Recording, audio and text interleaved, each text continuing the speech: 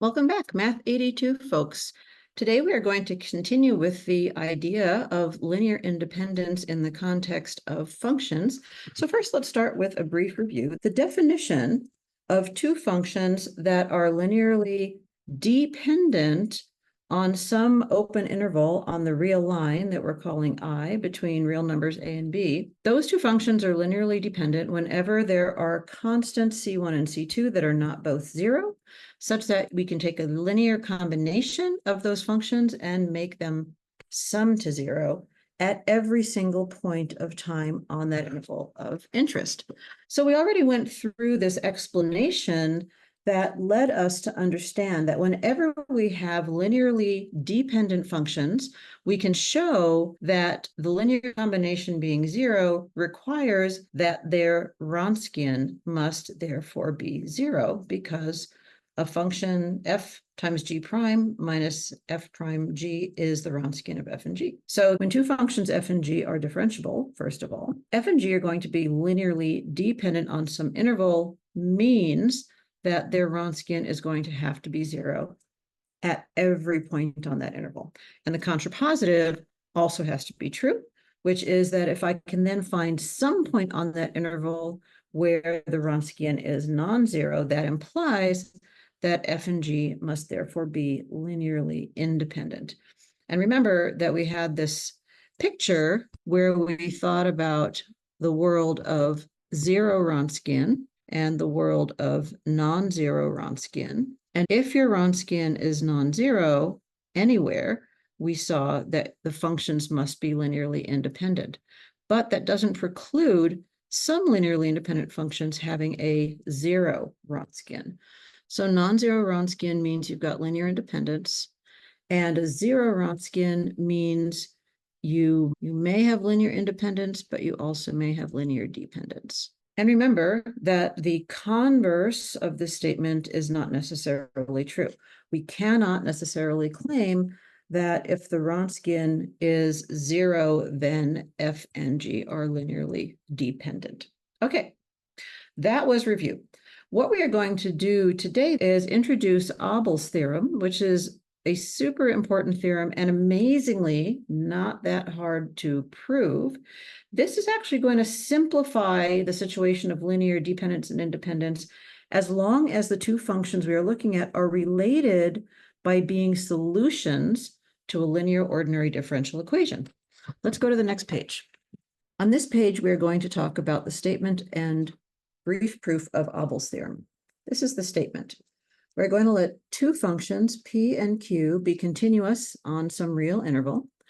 And we're going to let two other functions, y1 and y2, be solutions of this linear second order homogeneous differential equation. Notice that it is in normalized form. Then it is the case that for some constant that we'll call c, the Wronskian of those two solutions to the ordinary differential equation can be computed using this formula, c times the exponential of the negative integral of p with respect to time. One thing that's extraordinary about this is that we can now compute the Wronskian of the solutions to this ordinary differential equation without even finding the solutions. All we have to know is what this coefficient or possibly function is in the ODE, which is why it is so important to write this in normal form. How can we show that the Wronskian is in fact expressed by this exponential of the integral of p? Let's set W to be the Wronskian of the two solutions to our second order ODE. So the Wronskian is y1, y2 prime minus y2, y1 prime. And now take the derivative of the Wronskian. You're going to get y1 prime and y2 prime and a y2 double prime and a y1 double prime. Remember that y1 and y2 both solve the ordinary differential equation. So plugging in the appropriate substitution, we can get a nice simplification. Note that y1, y2 minus y1, y2 is necessarily zero. And second, we have reproduced the Wronskian here. So this is the Wronskian W, which means that the entire thing collapses to the derivative of the Wronskian is minus p times the Wronskian. That is one of the first types of ordinary differential equations we ever solved. We know then that the solution has to be a constant e to the negative integral of p dt for some constant c. It's a pretty straightforward proof. Now there's a useful corollary that follows this proof. This corollary tells us that if we have two solutions to our linear second order homogeneous ordinary differential equation on some real interval, then either the Wronskian has to always be zero on that entire interval, or it will never be zero on that entire interval. The explanation for this is reasonably straightforward. By Abel's theorem, we know that the Wronskian looks like this exponential. If the Wronskian were zero at some point t, that forces the constant to be zero because we know that the exponential is never zero. So if the constant is zero, then the Wronskian is zero at every point in time in t. And similarly, if the Wronskian is non-zero, then there is some point t in the interval where the constant is not zero.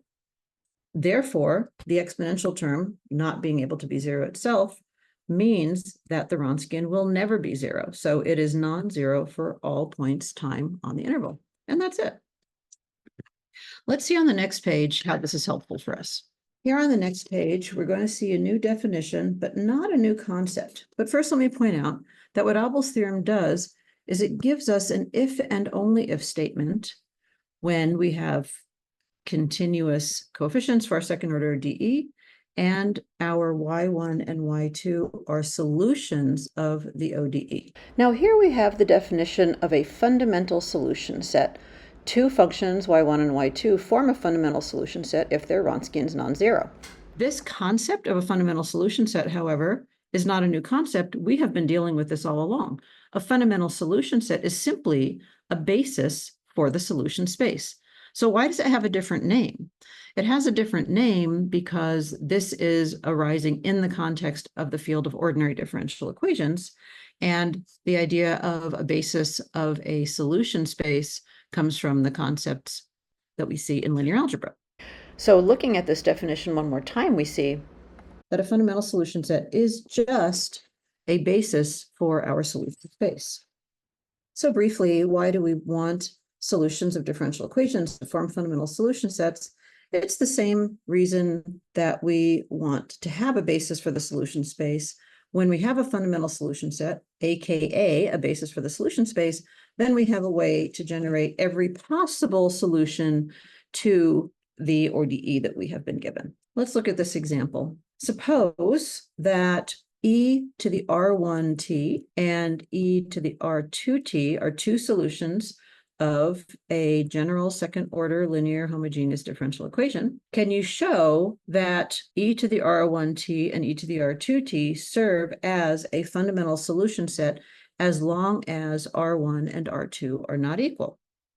Take a second, pause the video, and see if you can convince yourself. So the way we do this is to compute the Wronskian, which we know is given by the derivative of the functions on the first line and their first derivatives on the second line of the matrix, which is simply e to the r1t, r2, e to the r2t, minus r1, e to the r1t, e to the r2t. Simplifying, this becomes e to the r1 plus r2t times r2 minus r1. What do we see here? Well, we know that the exponential is never zero. So as long as r1 and r2 are not equal, then the Wronskian of the two functions is going to be non-zero at any value of t. Therefore, we know from our definition that since the Wronskian is never zero, e to the r1 and e to the r2 form a fundamental solution set. So we have summarized here what we have seen. To find the general solution of a second order linear constant coefficient homogeneous ordinary differential equation on some interval where t runs between a and b, we first have to find two functions, y1 and y2, that satisfy the ordinary differential equation on that interval. And then we have to make sure that there is at least one point t on that interval where the Wronskian is non-zero. So if that's the case, then y1 and y2 form a fundamental solution set. And the general solution to the ordinary differential equation is then given by a linear combination of those two functions, the fundamental solution set, for any arbitrary constants c1 and c2. In addition, if we have initial conditions, then the constants c1 and c2 can be chosen to satisfy those initial conditions. Let's put this all together on the next page.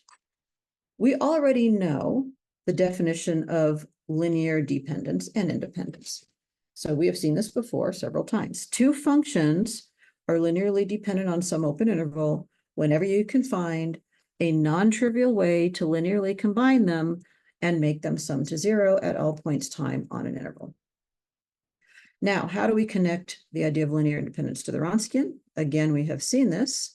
If we have two otherwise unrelated but differentiable functions, f and g, so remember, f and g are just two functions not related in any way through ordinary differential equations, then we know first that linear dependence means the Wronskian is going to be zero at every point on the interval. And we know the contrapositive is true, that if the Wronskian is non-zero somewhere, then the functions must be linearly independent. So we don't have an if and only if when we look at a zero or non-zero Wronskian and linear dependence or independence for general functions f and t.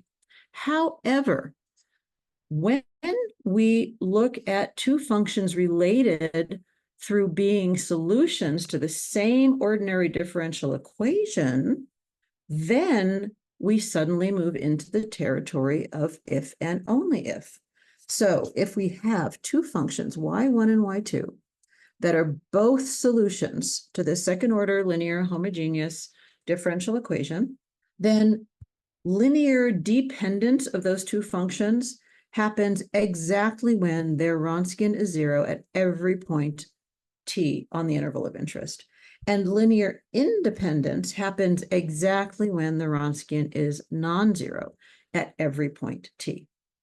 So another way to think about this is that these four statements then become equivalent, and they are this. First, y1 and y2 form a fundamental solution set for the differential equation on the interval.